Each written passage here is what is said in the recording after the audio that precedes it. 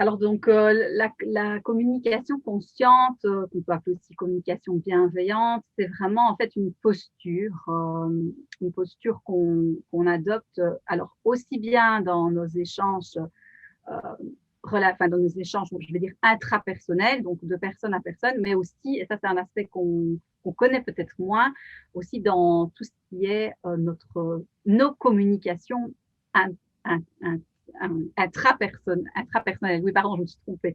Donc, je veux dire, ça, c'est aussi bien dans nos échanges avec les autres que dans toute la communication qu'on peut se faire nous-mêmes au niveau de nos pensées.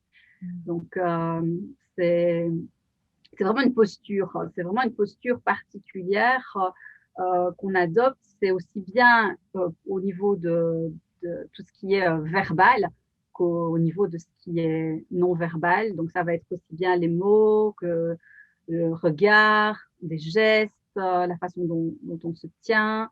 Euh, tout cela fait partie de la communication. En fait. On pense souvent qu'en termes de communication, c'est essentiellement ce qu'on dit, nos mots, nos phrases qui font partie de celle-ci. Mais en fait, ça ne représente que 10 à 15, voire 20% de notre message.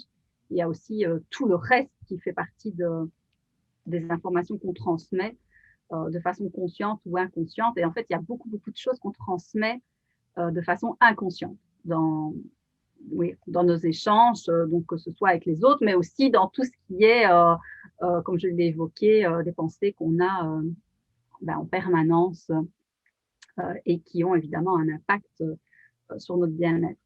Donc l'idée, c'est en fait la communication consciente. L'idée, c'est vraiment d'être pleinement dans le moment présent en cultivant des différents piliers essentiels. Donc à savoir être serein, être présent, forcément, être confiant. Donc, confiant aussi bien avoir confiance en soi, mais aussi confiance en l'autre ou confiance en tout ce qui peut émaner d'un échange, par exemple. Euh, c'est aussi cultiver le lâcher prise, tout ce qui est écoute en profondeur et un autre pilier essentiel, c'est avoir une parole authentique, on pourrait dire aussi une parole vraie. Donc voilà, ça c'est vraiment les piliers de la communication consciente. Alors ça paraît vaste comme ça, hein, y a pas mal de choses. Si je devais résumer, ben, c'est vraiment être pleinement présent à son expérience en fait. Oui. Que ce soit l'expérience qu'on a avec l'autre, si c'est une communication avec une autre personne, mais aussi ce qui se passe au niveau de l'expérience en nous, et sans limiter ça uniquement au fonctionnement du mental. On fait ce qu'on a l'habitude de faire la plupart du temps, parce que c'est notre mode de fonctionnement habituel. On a l'habitude dans nos sociétés de fonctionner beaucoup avec le mental. On pourrait dire que c'est un entraînement de l'esprit.